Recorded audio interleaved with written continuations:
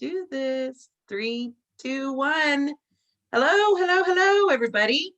I am here with Mr. Todd Bishop, co-founder and editor of GeekWire, Orland High graduate, 1991. Come on in Class of here. 91, go 91. I appreciate you coming on. I was telling you earlier, you are the hot topic. Everybody is just all abuzz about the new biz that is coming into Orland. Let me tell you. Amazon sounds like it's the hot topic. But first, thank you for having me on, Monica. It's a pleasure to be on your show. This is going to be so much fun. I can't wait. So I want to find out, I'm going to just dive right into this. Yep. So was it just a random thing where you saw Amazon was coming in? Was it just, how did that all play about? Yeah. I talk with my parents most weekends, just checking in on a Sunday night. And my dad or my mom mentioned that there were rumors of Amazon starting something out at the Orland airport. And, I've covered Amazon now as a reporter in Seattle, going on 20 years. And that blew my mind that Amazon would be doing anything in Orland. Nothing against Orland. I mean, no. As you know, yeah, but just it's unusual that they would be doing that, doing something in a small rural community. Yes. And it's the kind of thing where it was surprising. It was really surprising. You know what? My camera just went all blurry. Is that there? Well, okay. Anyway, Yeah. the technology. You gotta love it. So I immediately went into full investigative reporter mode, trying to figure out what was happening. I texted our common friends, Cecilia and Carl Gunnis, to try and figure out hey, what, because I know Cecilia, if anybody knew what was going on, it was going to be Cecilia. So just really tried to figure out what was happening. And really what I think is going on there is obviously big for Orland, but it's very big for Amazon in that it represents a broader effort by the company to move into rural areas with its distribution hub. And so for me as a reporter, it was not only did I get to dig into something in my hometown and kind of have the home field advantage against this company that I've been covering for so many years, but also not against them, but yeah. Yeah, but also, I got to reconnect with everybody that I grew up with. So just tons of fun. Well, also too, you know how to speak our language. Don't you think you could go back to, I listened to one of your interviews whenever you were speaking about it, and you said, a handshake in a small town goes a long way, in rural areas. Yeah. Oh yeah. Now it's just a fist bump or I can give you an elbow. But, there is a difference between a handshake and a contract, but there's really not. These people that want the contract, they don't realize that when you stick your hand out and say, I'm going to do it, we mean that we're going to do it. That the contract just comes with it. But I think that the one thing that I learned in this, because I did some digging myself, I'm a hairdresser. I've been doing hair for 25 years. And I have had, you wouldn't believe the people coming in, and they just, it's funny because they said, Amazon makes it to where they don't tell people that they're coming in. They kind of want it to be a secret. Well, that Shirley down the road heard it from Mike that was at coffee with Bob, and Bob heard from his kid that Amazon was coming in. We heard this 3 months ago, and then everybody called poor Bob a liar. I mean, that's pretty much what it was. Well, and then now, usually, right. You'd be right. Yeah. Yeah. 9 times out of 10, Bob knows what he's talking about. Yes, exactly. But I think it's exciting. I really do. And I think it's going to be great. I'm excited for the opportunity that this is going to give Orland to kind of boost it a little bit. That's what I'm hoping for. Yeah. And I think from the folks I talked to, there are certainly some people who feel like you do, where this is something that could inject some new momentum into the economy, give it more variety and more diversity in terms of where the money comes from into Orland, and help out the business community. I think there's also folks that are concerned. When I was talking with one person and they heard it was $15 an hour, I think they were a little surprised. Now, $15 an hour is nothing to sneeze at. And obviously it's more than minimum wage and it's great. But I think when people think Amazon, they think, oh, wow, there's all that wealth coming into our town. And so I think there was a little bit of a disconnect between the actual wage, starting wage. It'll be Mhm. more for folks, for some folks, but I, I definitely encountered a lot of mixed feelings. And that was one of the most fascinating things about the whole thing, was just how varied it was, and the differences between what the Amazon folks thought coming in and what, the people in Orland, how they reacted. So a lot of it was just really interesting. Yeah.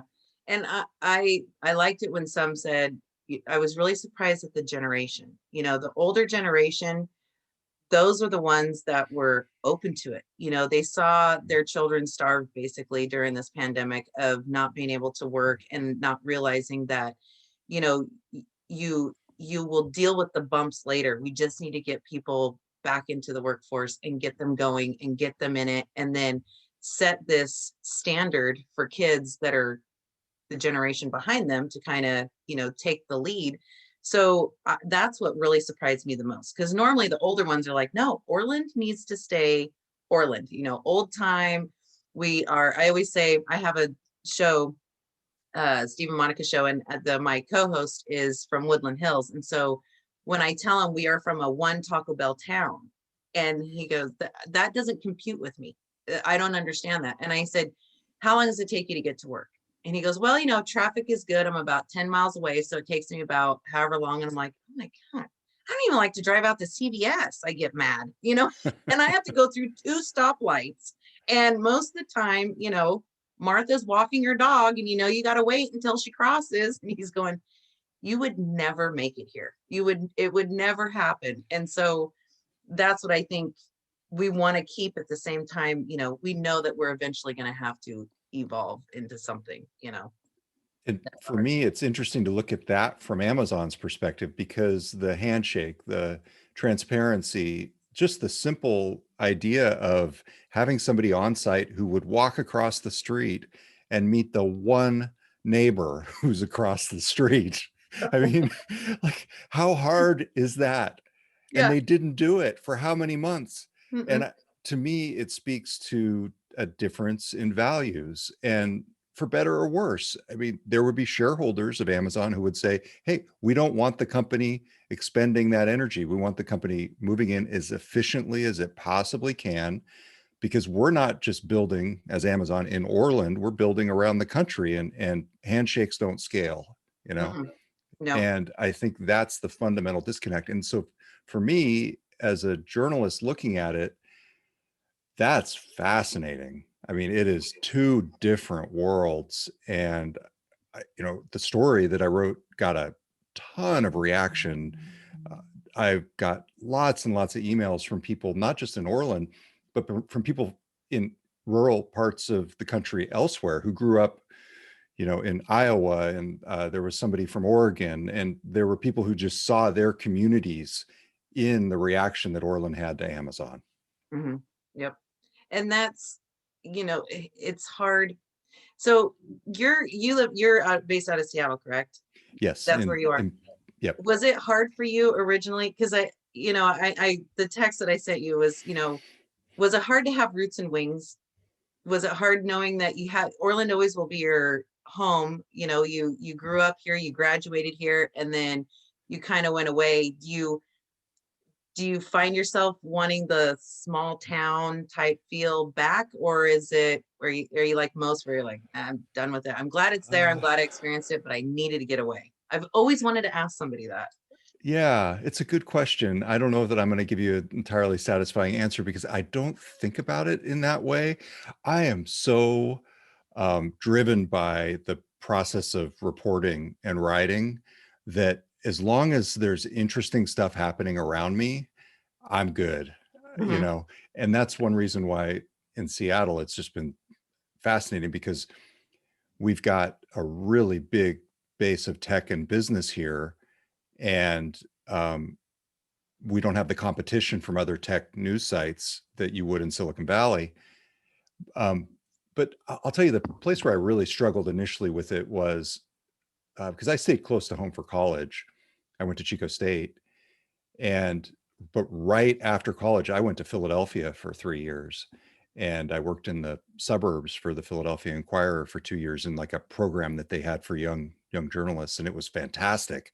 But oh my God, it was intimidating, and some of the scariest things that I've ever done, work wise, were there just because it was totally foreign to me. And so in that way, I can remember when I was younger, especially to your roots and wings question, I remember thinking, gosh, this is not me. And the East Coast just also is not me. So that was one reason for coming back to Seattle. But to your question, I love Orland. It's a wonderful place. It was an incredible place to grow up. My wife and we have a 10-year-old daughter. We go back, and I make a point of visiting, just the idea of riding our bikes on those streets. It's, talk about a foreign concept for my daughter, like, compared to Seattle, having to dodge things and stay on the sidewalk. And it's a very urban environment. To be able to go, you know, ride a Just to bike. be I able mean, to run. Yeah. yeah, yeah. I love it. It's great. Just overall, it's just a great place to be from, and it's a great place to come back to. And I wouldn't rule out coming back permanently at some point, if Mhm. it brought me back, if there was something cool to do, like I don't know, like an Amazon facility to cover full time. There you go. There's always going to be a story.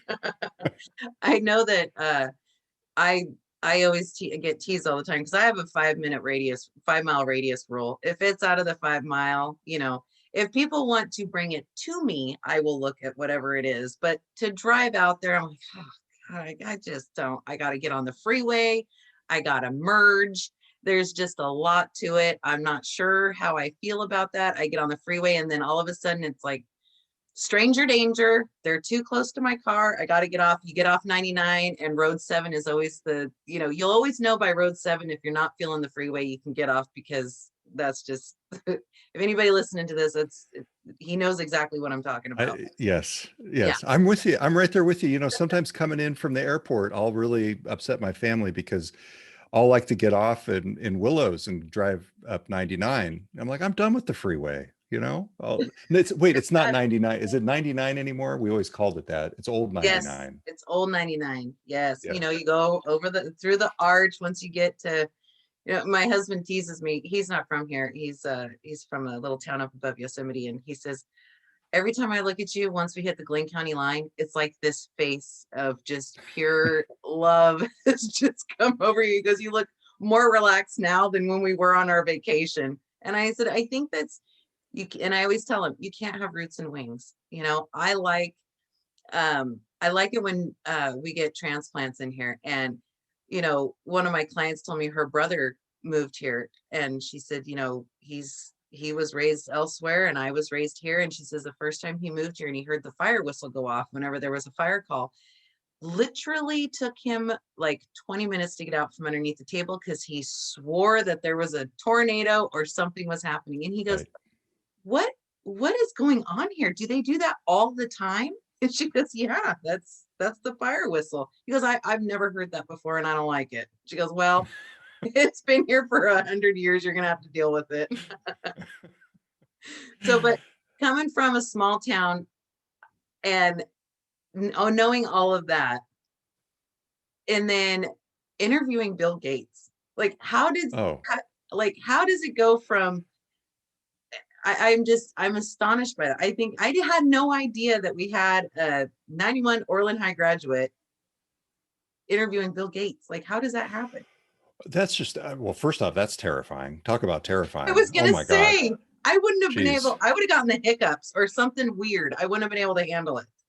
Yeah, honestly, that is just a function of the job that I did when I first got here. Well, the second job that I had, um, I worked for the Seattle PI newspaper, which was it's gone now. It's no longer, well, it's a website, but it's not a newspaper anymore. And I covered Microsoft, and the PI was one of the two daily papers in Seattle. And so Microsoft really wanted to reach the local employees. So, they would offer you interviews with their executives, including Bill Gates at times. I mean, I've at this point, because I've been covering the company now for almost 20 years. I've, I'm just saying this only because it's been an evolution. I've probably interviewed him 10 or 12 times, and it took me so long to figure out how to interview him. Really? It was this long process of painful trial and error, because if you don't get his attention at the very beginning with something really different, he goes into this like mental boilerplate where he's so smart that I think he can talk, and the rest of his mind is doing something else like productive. If you don't engage that part of his mind, that's really get. So I've learned the trick. I talked to him about hamburgers at the very beginning. Yeah, Hamburgers? hamburgers. He loves hamburgers. He loves Wow. the Burger Master here in Seattle. He loves, it's called Dick's Burgers, which are people outside the city always laugh about. But there's two things. And like one of the biggest stories we ever had, breaking news, Bill Gates was standing in line at the Dick's Burger and somebody got a picture of him. And it was, my colleague Kurt Schlosser is a headline master. And his headline was "Billions Served." Yeah. I was just gonna say, that's how you get a man's attention that is worth that kind of money, is you talk about burgers. I guarantee, were you just, so the first interview that you did with him, how, on a scale of 1 to 10, what was the nerves like? I mean, were Oh my you ready God. to vomit, or were you wanting to quit and be like, I can't do this, I Well, tap me out? I mean, it was beyond, it was off the charts, because it wasn't just, if I remember correctly, that one wasn't just Bill Gates. It was Bill Gates and Steve Ballmer, who was then the Microsoft CEO, together, or he was about to become, I forget the timing at this point. I mean, I was terrified. It was an awful interview. And the thing is, because same reason, like those guys, they do, those types of people, they do millions of these things, and it's not important to them if you don't bring it and do something that's different for them. They're just not even really present. And I remember walking out and I was like, you got to get them laughing. You got something, you got something to get them, like you, Monica, you would do great, at that. Seriously, you would get their attention. You've got that, ability to break the ice, make somebody go, whoa, yeah, roots Well, and thank wings. you. Yeah. Yeah. So I think, Thank you. yeah, whereas me, I go in and I'm just, you know, I tried to approach it academically and it just didn't work. No, you can't. You just No. can't, because guys like that, they're probably balancing their checkbook while they're trying to tell you what, I'm gonna save the world, and then they're like, okay, I just spent 2 billion on that island, and then they're Yes. talking to you about something, that's I'm gonna go to Haiti for Christmas, or I'm gonna do this. That's what they're thinking. It's not, Yeah. that. So I know it's like trying to figure out which one is your favorite kid when you have more than one. But what was the most memorable and best interview that you ever have done, that you sit back and you think, if that could be on the top of my, Oh, you this is know it? easy. No, it's Oh, without question, without question. Yeah. Yeah. Um, Paul Allen, the other Microsoft co-founder, about uh, 8 years before, well, it was, gosh, it's been almost 10 years now. He passed away maybe 3 years ago, but this was about 10 years ago. He came out with his book, his autobiography. Um, and somehow, my trick has just been, I always just ask. You get rejected a million times, but I called up his PR person. I said, who's interviewing Paul at his Seattle appearance? And he said, well, it's funny, we were just talking about that. You're interested? Okay, let me talk about it. And so this is at Town Hall in Seattle, and it was like a homecoming for him. He was very reclusive. He was very, I remember, he was scared of interacting with the crowd. He was really kind of nervous. He was truly the nerd of the two. I mean, like, you think Bill Gates a nerd? Like, Bill yeah. Gates is extremely sociable compared to Paul Allen was. Yes. Wow. Um, and I I had a to your point, to the point of this, I had an icebreaker ready, and it just, I don't know if I could even replicate it by repeating it, but it just, the crowd, it was like somebody broke the tension, And yeah, because the book was all about one of the big issues with the book was it was about this tension between Bill Gates and Paul Allen. And Paul Allen also owned the Seahawks. So I built it up and I said, Paul, I just want to get this out of there right away, right up front. You know, this is you're in a long-term relationship. It's been very difficult lately. And I just want to get you to address it. And I built it up. I like really built it up. And I said, is Matt Hasselbeck coming back to the Hawks? And everybody just went. And from there, he talked about his submarines. He talked about all these things. And so Oh my I, gosh. yeah, sorry, going on and on, but No, no, this is fantastic. Oh my gosh. yeah. And not everybody outside of Seattle really has heard of Paul Allen. You know, everybody knows Bill Gates. Mhm. But he's very influential. He was very influential here in terms of his investments in Seattle. And yeah, so to answer your question directly, I mean, that by far, that was the pinnacle. I don't think it's ever going to get any better than that.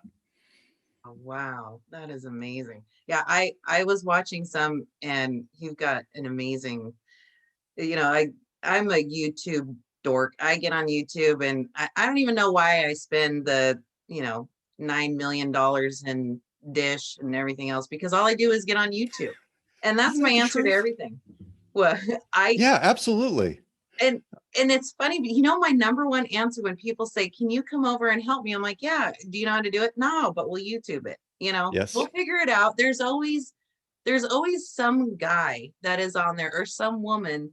If they can teach you how to fold your clothes, they'll teach you how to put windshield wipers on. And that's my answer to everything. I'll just YouTube it. So then you find yourself, looking at past top 10 Alex Trebek moments at 1 a.m. because you drank too much coffee at 9 o'clock at night. And I'm such a YouTube dork.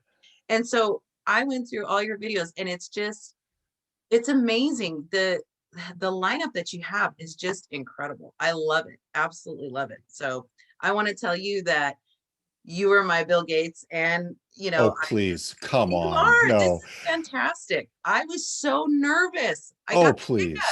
I did. I was like, No, I'm gonna no. screw this up. Talk to Cecilia. Trust me, that'll go away. Oh my gosh. Carl and Cecilia will dispel you of any of this notion.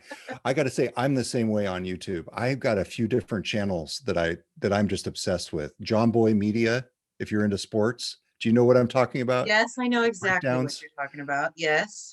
That's Yes. one of my favorites. Mm-hmm. And Can't watch it in the so living room because he swears. I Anyway, know, potty mouth. I found that out the hard way. It wasn't good. So as far as podcasting goes, what is a podcast that you listen to? That was a question that I got asked. They wanted to know, who is it that you listen when you have a podcast in your head? Where do you go for? yeah.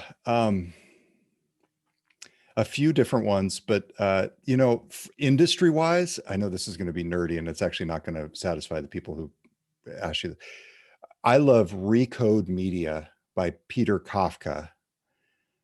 He's this guy who interviews all these media titans, and like I learned so much about the media trends and what's going on in tech and media. And I just like his style too, because he's just like, it's as if he just rolled out of bed, except he's so good, so well prepared. It just his manner of speaking is it's very, very good. It, so I'm trying to think, what other podcasts have I been listening to lately?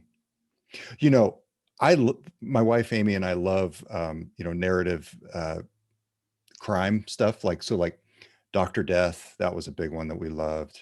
Yes. Oh, Um, yes. yeah. That whole genre is really great. I stumbled upon a Mortician one, and I don't know how I got into it. It is, I'll send it to you. And it basically goes through the whole entire thing about how she's a mortician, and I'm scaring the heck out of my husband because every time he goes to take a bite of something, he just looks at me like, "This good? Cool? We good to go?" I'm addicted to it, and I don't know why. And she is amazing. She gets on there and talks about all these screwed up, debacle problems that they had, and this guy died and no one found him for 4 years or whatever. And you're like, wow, what did the chair look like? I hope they show pictures. There's always those people where you're like, they're like, I couldn't watch it. It was too graphic. I'm like, hit me. Where are we at on that? I want to see it. Or I got into Rogan. I like him a lot, but this Mortician Woman is fantastic. Let me tell you, Yes. she's Yes. amazing. Yeah. And then I find myself watching the crazy Russian hacker that buys weird crap on Amazon and then tests it out to see if it works or not. I mean, Oh, wait, I haven't seen that one. What's that? oh, it is phenomenal. He did a tomato slicer and I was on the edge of my seat. I don't know Would you send why. me that link too? I'd like to see that. Yes, But and he wait, is that's a YouTube video?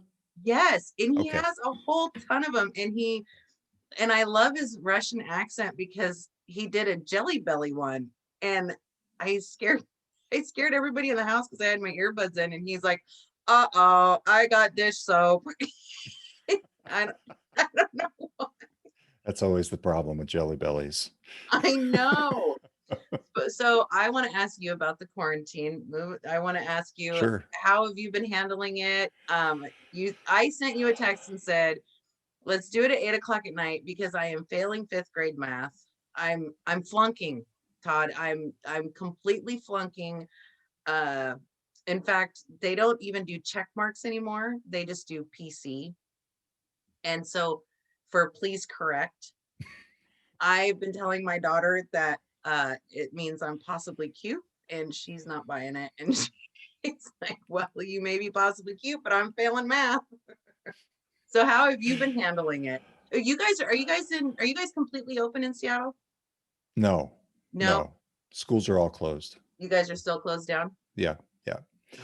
Um, I'm about done with it. Yeah. uh, we're fortunate. I've got a backyard and an office where I can work, and um, it's been not, I feel fortunate in that way, but I mean, it's been difficult. Like my daughter, it feels like the math, it's just gone into weird places. Like it's at one point before Christmas break, it was almost like they moved him into eighth grade algebra. It was really weird with some of the math Thank you. problems. Thank you. Yes. Yeah. Yes. And I don't know how that happened. How did we graduate? Yeah. This is a whole other level. And then the division is totally different. And I have to learn some new way of dividing and all this stuff. It's been that part's been a challenge. Fortunately, my daughter's way smarter than I am. Oh yeah. So yeah, yeah, exactly. So once she figures it out, it's like no problem. Um, but I think the most difficult thing for me has been trying to, because we've got a team of 10 people, Mhm. and trying to keep everybody kind of keep the camaraderie up, because that really was one of our, we were small and scrappy and work really hard, but we always had good camaraderie among the team, and we still do, but it's very hard to maintain if you're not around each other physically at least a couple times a week, and we're all at home. Yeah. And it's hard to get into the Zoom. The Zoom is the new thing, and it's hard to, you know, we're open here in Glenn County, which we kind of were, not playing by the rules. And, we've had a lot of people that have come from out of town, and they're going, man, I miss going out to dinner with my family. My child is not having any, socialism or being able to talk to people. Their social skills have turned to crud basically because they don't interact. They don't see people sitting at another table to not talk. And I never realized that it's those little tiny things, and you work well with others. Whenever you're working with people, you learn that you can bounce, even if it's not an idea, you can kind of get that look from across the room. Like they know when you've hit your limit, and then they just ease into helping you out. And you don't have that. That would be the hard thing. And so I get it. I absolutely get it. Yeah. 100%. Yeah. Yeah. I saw a picture from the bowling alley. You totally are not closed. No, it was funny. Farwood here in town. It's a restaurant that we have. Oh, come on. I know. I It's, know it's Farwood. okay, good. Okay, good. So How they many times have I eaten at Farwood? Go ahead. Anyway. avocado fries. So Yes. they had a picture of Gavin Newsom at the French Laundry in a frame on the corner of the bar.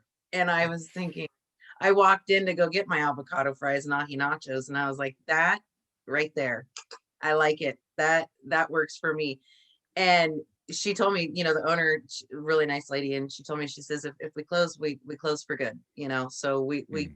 we do the social distancing, we all wear a mask, we do what we can, but people have got to get out. Okay. So we, on our show, on our GeekWire podcast, my colleague John Cook, he loves trivia. And so we always challenge each other with trivia at Mhm. random moments when they come to mind. So Monica, I'm going to challenge you with Oh some Orland gosh. trivia. Okay, let's hear it. What was Farwood? What was the legendary bar? Rich Lou. Oh, you got it. Are you Okay. All kidding? right. I was probably conceived in that bar, Todd. I can guarantee you that. I think my parents had my dad had a bar tab there that was a mile long. That was the only bar it was legal to pee on the floor whenever you've had enough at last call. I can guarantee you that. And the bar is Okay. original. Do you know that the bar in the safe is actually original? And the only thing that's missing is a little hint of, Anheuser-Busch, the smell. But I have a trivia question for Oh you. no, boy, I've opened the can. Okay, go I ahead. know. What is Orland known for in the Guinness Book of World Records? Oh, of course. Come on. The same number of churches and bars. Oh gosh, see, I asked somebody that was from here, and I can't remember. I don't remember. I'm like, really? And she's all, everybody has the same last name. I'm like, no, no, it's You know, not.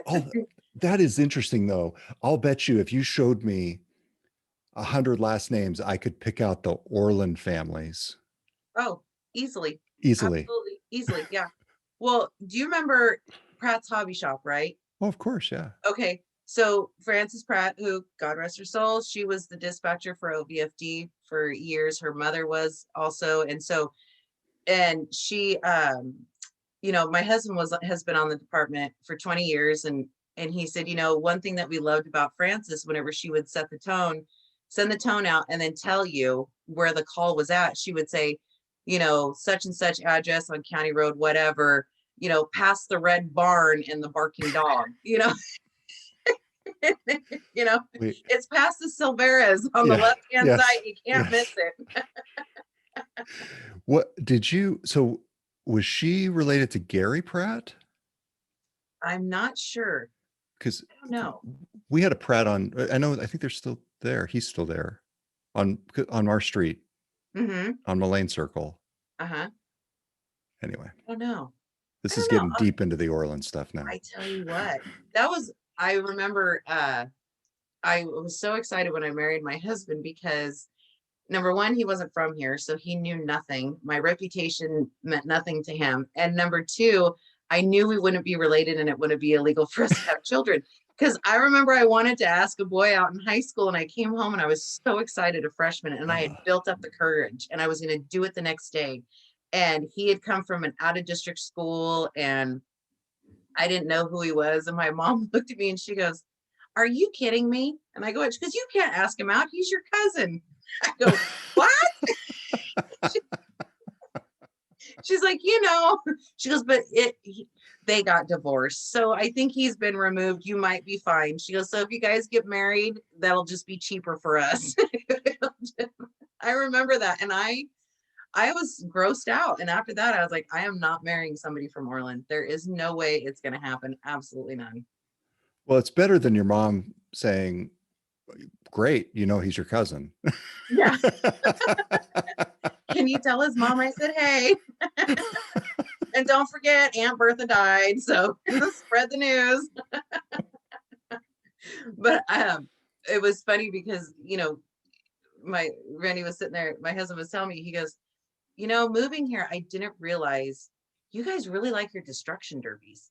No, we don't have derbies anywhere else. You don't go anywhere. And he was totally in awe about the Destruction Derby and how serious people take it, the fair, how people take it, parades and feeds.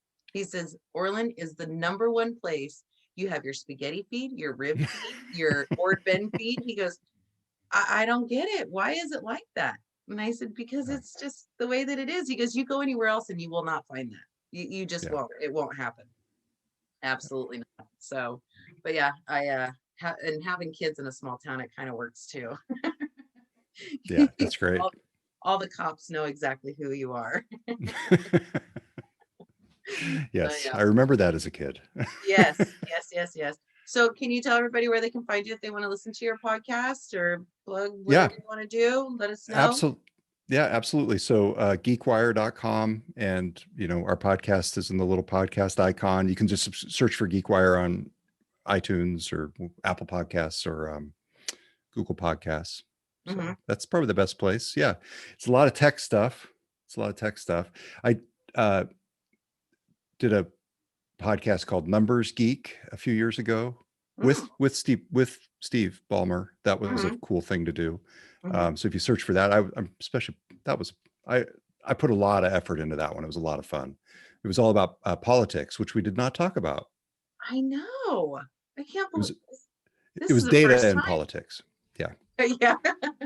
This is the first time. Usually I fall right into it. It just kind of right into it. I just crash into it every time. Yeah. So you can be found so GeekWire, and then once you type that in, everything will come up and Yep. they'll be able to find you and you can't Yeah. run away from it. That'd be awesome. Yes. All right, everybody. So make sure to like and subscribe on No Conditions. If you want to find Todd, you can get him on GeekWire. And do you guys have a Facebook page or anything like Oh, that? sure. Yep. Get on Facebook. Facebook.com/geekwire. Yeah. Get on there and find out. You guys can find me at No Conditions on Facebook and Instagram. And also I am live every Tuesday and Thursday on Steve and Monica Show, 12 noon every week. Can't miss it with my co-host Steve Appel, the amazing. So yeah, if you guys have any questions, you guys can email me at noconditions2020@gmail.com. Todd, thank you so much for coming in and hanging with me. This has been a blast. I appreciate it. Thank you, Monica. All right, guys, we'll see you soon. Thanks.